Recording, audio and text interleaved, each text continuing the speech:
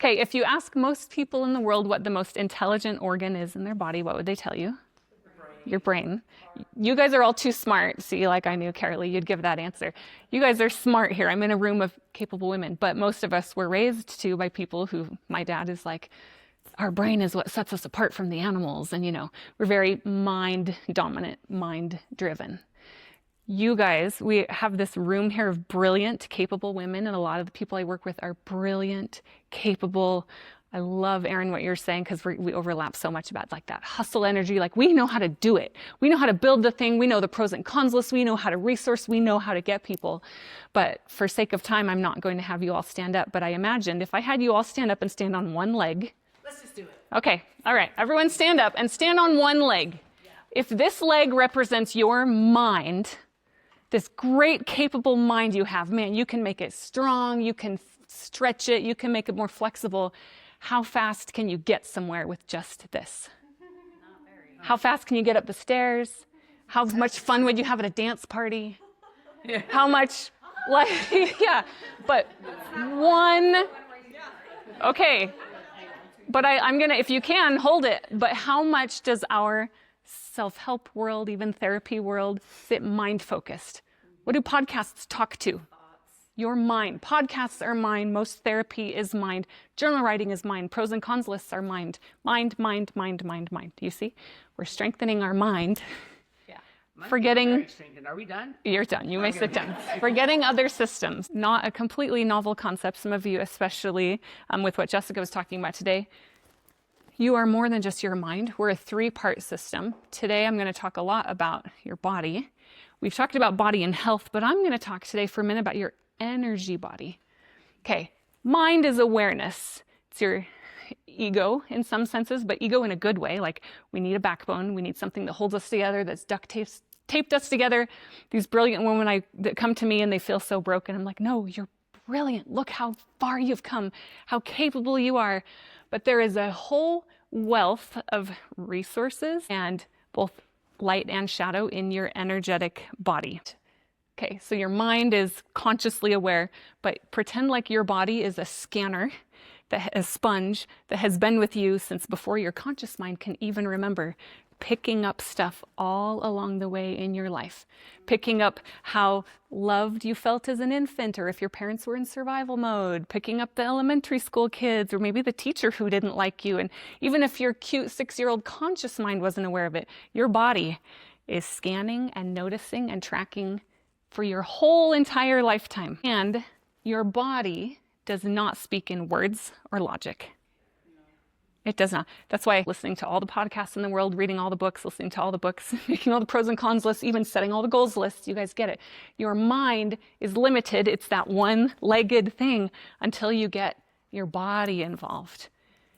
Then all of a sudden you can run up the stairs, run to a dance party. But what's even more fun is once your body is also where spirit speaks louder to you than through your mind. Your body doesn't speak in words, so this is why I made you stand on one leg. This is why any of you that teach with stories, with images, your body speaks in images, sensations, symbols, metaphors, like emotional experiences. That's why things don't change for people till they have an aha, which is a bodily thing, right? So, but once you've got mind and body, then look, you've got spirit and like all the fun things you can do and reach out. That's when the dance party becomes really fun. Like it's this 3-part thing. You've got the stable foundation. I'm not going to talk a whole lot about spirit today. I will say that one of my favorite things I've ever created is a little mini course called Intuition School. Spirit is speaking to you so much more than you even know. Any of us, me too. That's my whole life. This last year has been the opposite of hustling. It's been quiet, just listening to spirit. And the more still I get, the more I recognize is coming through all the time. The more still, like in Erin's examples were so beautiful, the more she's consciously connecting to like, wait, how does my body feel about that? Oh, my mind is seeing this. You're making room for that spirit alignment.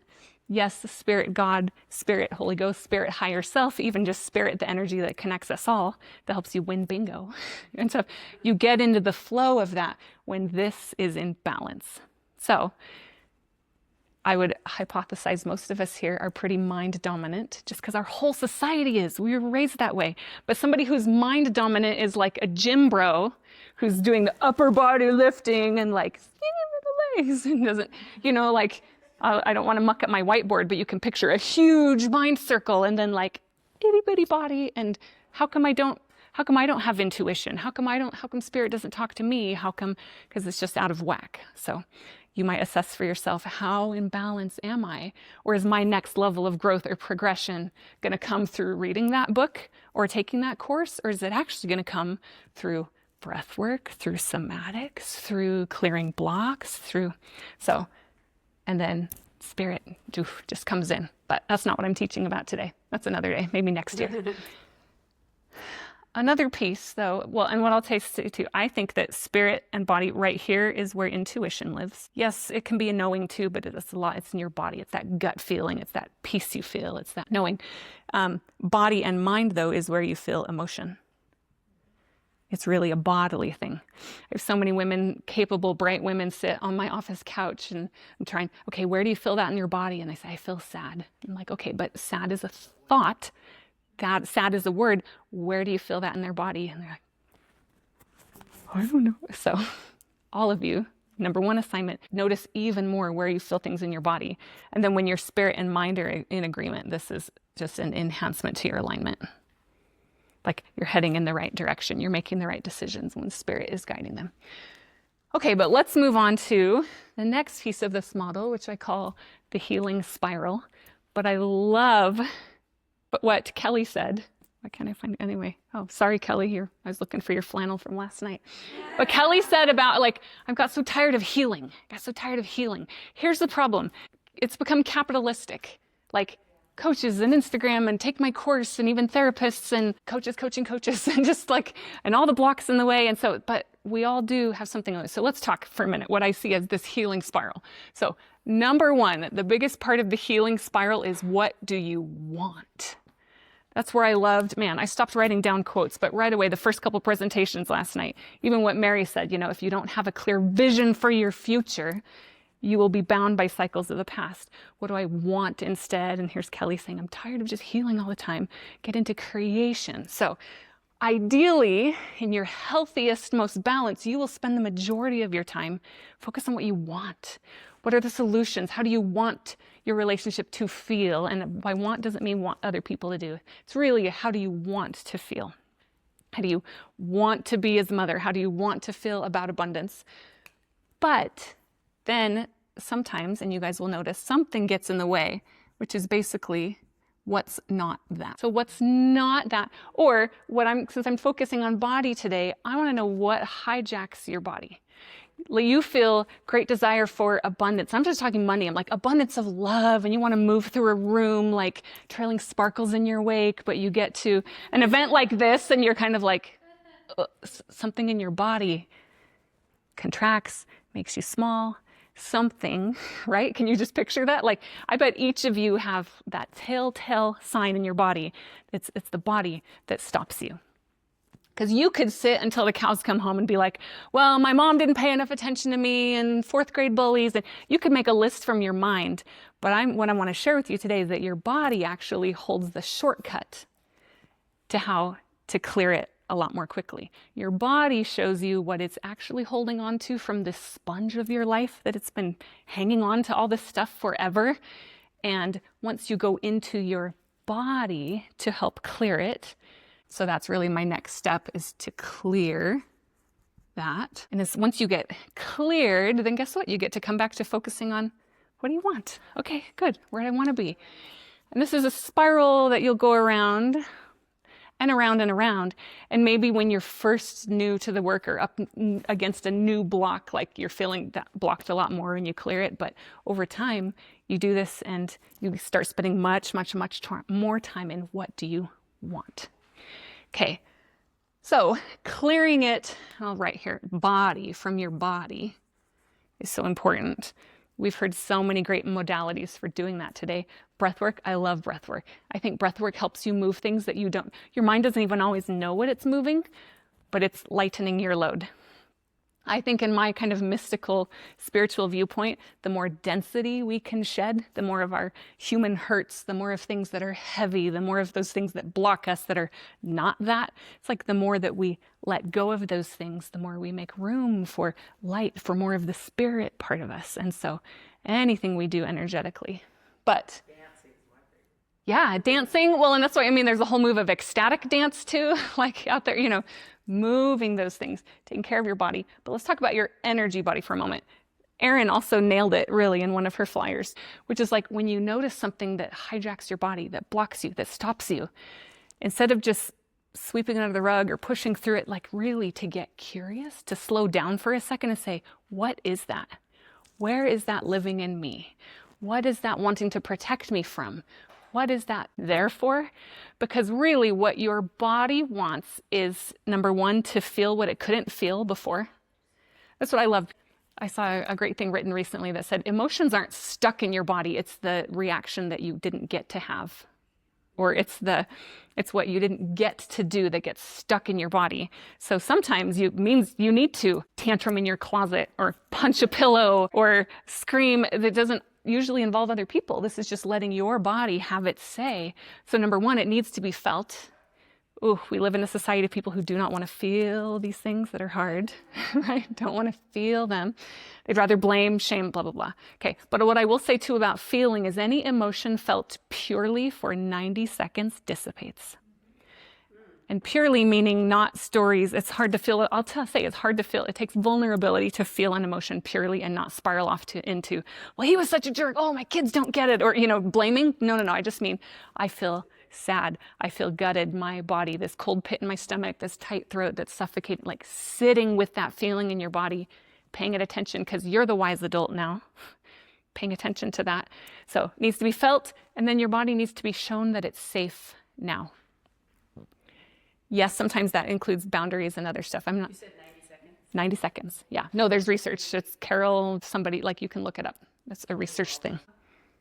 Because what you're feeling in your body, I'll add this too, doesn't always make sense. Because like I said, your body is a sponge. You are feeling things that your mind doesn't remember. So I'll get someone in, I'll give you an example. So the method of therapy that I do, and lots of people do it, so this isn't even selling myself, but is accelerated resolution therapy. It's a combination of EMDR and NLP, neuro-linguistic programming.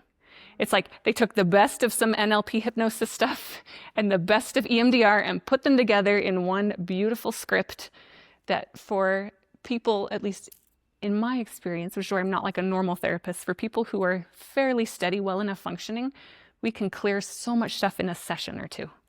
It's not like come sit down and let me get your life history and 6 sessions later we'll finally do some work. Yeah, no.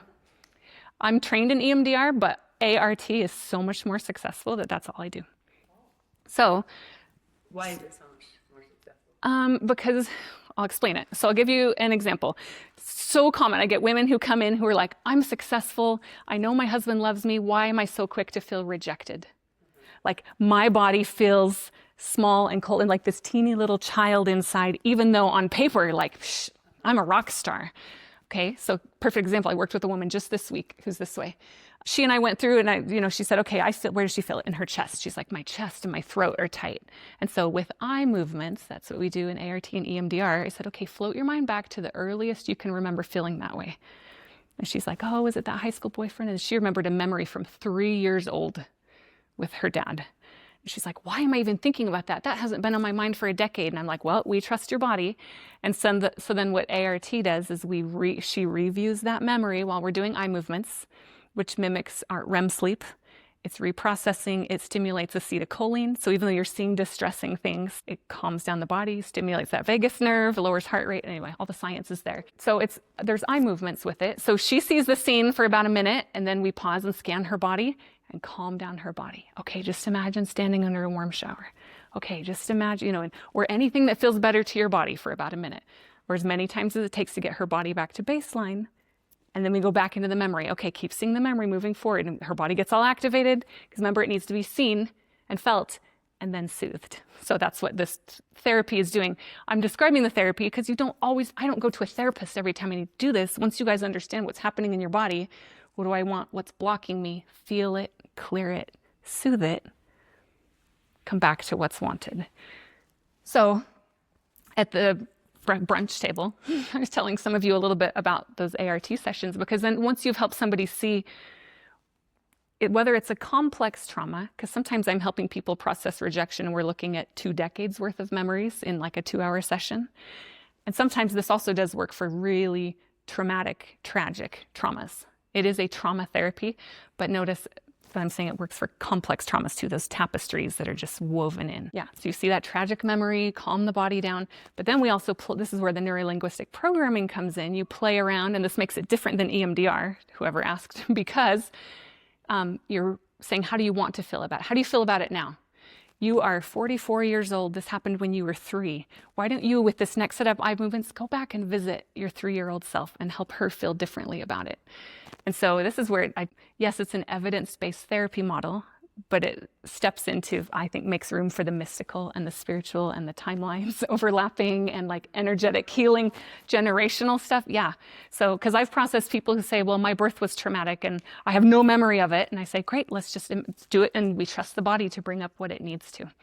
And then they create a new scene with like calming it down. We create a new scene and they leave my office and I say, okay, practice the new scene. How do you want to remember that memory? And every time that trigger comes up, it's, oh, I remember the new scene. Whew, clear my body, clear it, and get right back to what's wanted.